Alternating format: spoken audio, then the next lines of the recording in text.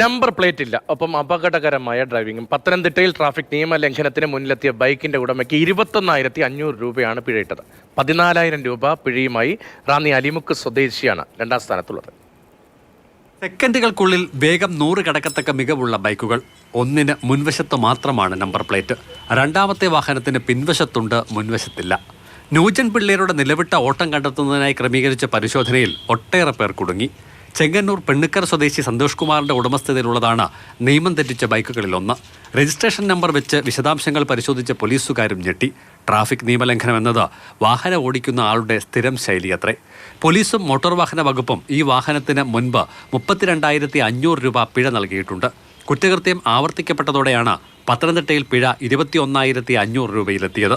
റാന്നി പഴവങ്ങാടി അലിമുക്ക് സ്വദേശി വിമൽ വികാസിന്റെ ഉടമസ്ഥതയിലുള്ള ബൈക്കിന് 14,000 രൂപയും പിഴ അടിച്ചു കൊടുത്തു. അമിതവേഗം, അപകടകരമായ ഡ്രൈവിംഗ് എന്നിവ കൂടി കണക്കിലെടുത്താണ് കാര്യങ്ങൾ 14,000-ൽ ഒതുക്കിയത്.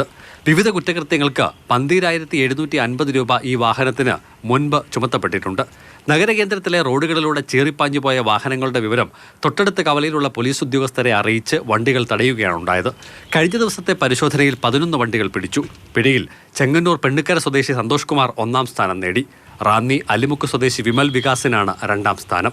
ട്രാഫിക് എൻഫോഴ്സ്മെന്റ് SI അജി സാമുവേലിന്റെ നേതൃത്വത്തിലായിരുന്നു നടപടികൾ. 1-ഉം 2-ഉം സ്ഥാനം നേടിയവർ പണമടയ്ക്കാത്തതിനാൽ വാഹനം വിട്ടുകൊടുത്തിട്ടില്ല. മാതൃഭൂമി ന്യൂസ്, പത്തനംതിട്ട.